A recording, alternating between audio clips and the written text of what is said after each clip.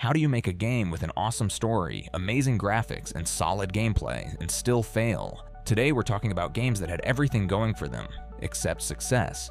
These were meant to be hits. Some had massive studios behind them. Some had glowing reviews. And still, they tanked. Badly. Sometimes it's bad marketing. Sometimes it's the wrong timing. Sometimes, the world just wasn't ready. But here's the thing, these games, they're still worth playing. In fact, some of them are straight up masterpieces. Here are 15 incredible games that totally flopped and didn't deserve it. Let's dive in. Titanfall 2, the FPS masterpiece that got sandwiched. Titanfall 2 did everything right.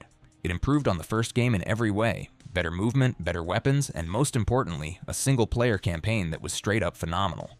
You jump between walls, control giant mechs, and even play through a time-traveling level that blew people's minds. Critics loved it. Players who tried it couldn't stop praising it, but there was one problem. It launched in the worst release window ever. Stuck between Battlefield 1 and Call of Duty Infinite Warfare. EA basically fed it to the wolves. The result? Low sales, no sequel, and one of the best FPS campaigns ever made, totally missed by the mainstream. If you haven't played it yet, do yourself a favor. Please embark when ready.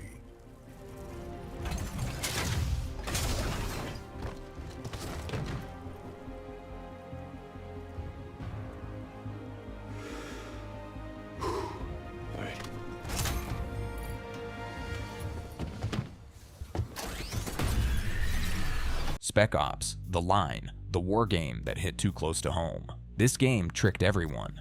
It looked like your average military shooter, sand, guns, and shouting. But under the surface, it was a brutal psychological story that made you question everything, your choices, your orders, even the point of war itself. It's basically a playable Apocalypse Now. Problem is, it was marketed like Call of Duty, but played like a therapy session, and a lot of people weren't ready for that. It didn't sell well. But if you play it now, you'll understand why people still talk about how powerful it was. Boss, he's fading. We're here to help. Just stay with me, all right? Forgive me. They took McPherson. You gotta find him. We will, but I need you to tell me where they took him. They took him to the... Alien, isolation, horror too real for the masses. Alien, isolation didn't want to scare you with cheap jumps. It wanted to hunt you. The xenomorph in this game doesn't follow a script. It stalks you, learns your moves, punishes your mistakes. Every noise you make could get you caught. It's terrifying, in a good way, but that also made it not for everyone. Casual players bounced off the slow pacing. Sega expected blockbuster sales, and even though it passed 2 million, it still got labeled a failure. Today, horror fans call it one of the best survival horror games ever. But back then, the world just wasn't ready.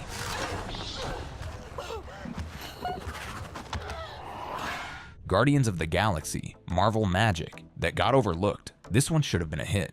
It had the Marvel name, it had a killer story, and the writing, genuinely funny and emotional, something you don't see a lot in superhero games. You control Star-Lord, but it's the whole crew that shines. The banter between Rocket, Drax, Gamora, and Groot feels natural, not forced. It actually feels like a Guardians movie, minus the Marvel Studios budget. But here's what killed it: timing. It came out not long after Marvel's Avengers, which flopped hard and left a bad taste. People thought this was just another messy cash grab. Spoiler, it wasn't. Guardians of the Galaxy was single-player, story-driven, and refreshingly fun. But thanks to almost zero marketing, it slipped through the cracks. Now it's getting love as an underrated gem, but it should have been big from day one. I, for one, am doing great out there. As am I, assassin. So perhaps he wants you out of my way. Alpha Protocol, the spy RPG. That was too ambitious. Alpha Protocol was trying to be Mass Effect meets Mission Impossible, and honestly, it almost pulled it off. You play Michael Thornton, a secret agent whose choices affect everything. Like one dialogue option could completely change your missions, relationships, and even who lives or dies. But the gameplay, not so much. The gunplay was janky. The stealth was glitchy, and the whole thing launched with so many bugs.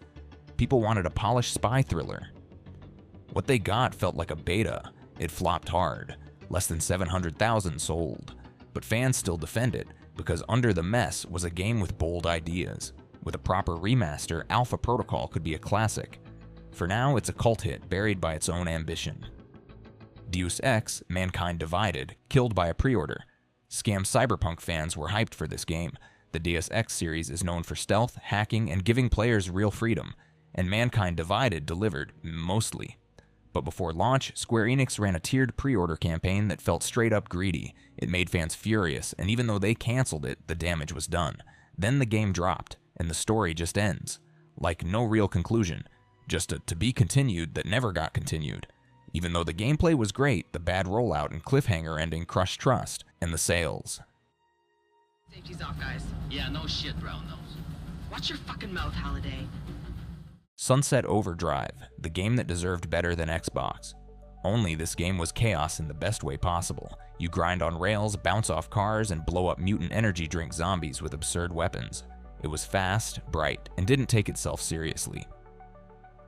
Basically everything people say they want in games, but it launched exclusively on Xbox One, which at the time was struggling to compete with PlayStation, and Microsoft barely marketed it. Like no one even knew it dropped. If this launched on multiple platforms with some actual hype, it would have been huge. Sunset Overdrive is one of the most stylish, creative games of the last decade, and way too many people slept on it. See, heads are coming at me. Those are ODs that drank too much. Enslaved, Odyssey to the West, beauty, heart, and silence. Enslaved had it all. A rich post-apocalyptic world, great characters, and a surprisingly emotional story. You play as Monkey, a tough loner who gets chained, literally, to Trip, a smart tech girl trying to survive. Their chemistry is incredible, the world is stunning, and the performance capture, ahead of its time. But it launched with no buzz during a packed release season. Plus, the name didn't help. Enslaved doesn't exactly scream must-play action-adventure. Sales tanked. The planned sequel? Cancelled. Now it's a hidden gem, the kind people bring up on Reddit threads with "you have to play this." Rise, Son of Rome, the tech demo. That still slaps at launch, Rise looked stunning. Like a next-gen cinematic experience. You're a Roman soldier cutting through enemies with slow-mo finishers and dramatic flair. But after a couple hours, it all starts to feel the same. Critics slammed it for being shallow. Players moved on. And Microsoft never greenlit a sequel. Still, if you want a visually striking, short but satisfying action game, Rise is totally worth revisiting. Sometimes it's okay for a game to just look cool and go hard for a few hours.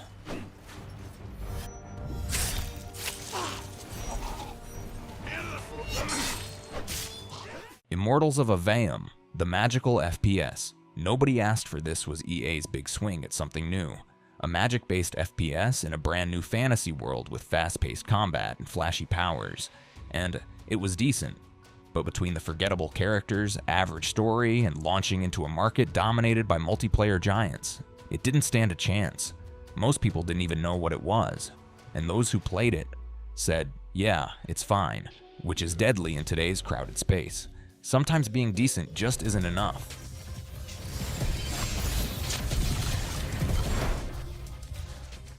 Mad World, a chainsaw game on the Wii. Mad World was black and white, ultra-violent, and completely unhinged. You played as a dude with a chainsaw arm ripping enemies apart in wild cartoon-style chaos. Critics praised its art style and gameplay, but it sold terribly. Why? Because it was on the Wii, a console mostly known for family-friendly games. A gore fest like this had no chance in a Mario Party world, but if it dropped on PC or Xbox, Mad World might have been a cult classic much sooner.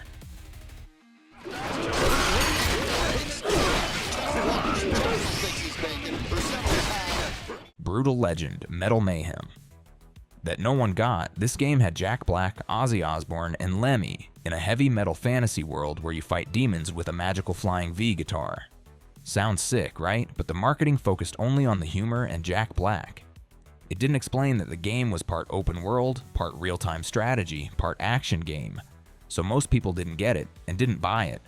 Now it's loved for being weird, wild, and completely original. But back then, it was just misunderstood. Don't worry, little duck tape. Oh man, don't tell me I've been slaying hot girls this whole time. Psychonauts, too smart to sell. Psychonauts was creative, hilarious, and full of personality. A platformer where you explore people's minds, each level a weird metaphor for their fears, trauma, or dreams. Critics loved it.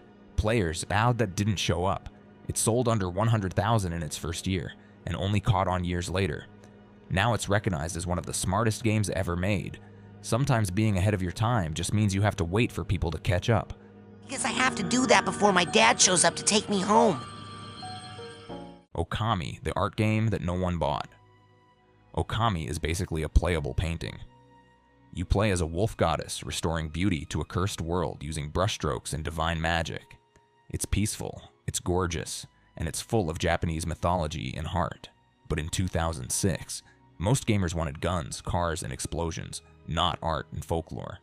Okami flopped, but years later it got a remaster and the recognition it always deserved.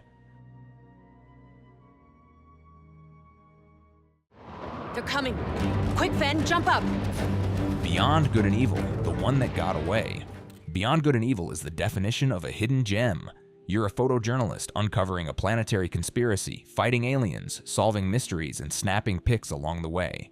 It's got stealth, puzzles, combat, and an unforgettable story. But because it wasn't tied to a big franchise and launched during a saturated season, it never found an audience. Now it's a cult classic, and while fans are still waiting on that prequel, the original still holds up. Don't let him get away, Jade!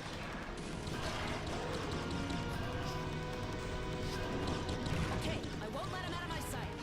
Great games don't always win. Every game on this list had something special, but sometimes that's not enough. Bad timing, bad marketing, bad luck. It happens, but that doesn't mean they don't matter. In fact, the best games are often the ones you find after everyone else missed them. So what's the best underrated game you've played? Drop it in the comments. I'm always looking for the next hidden gem.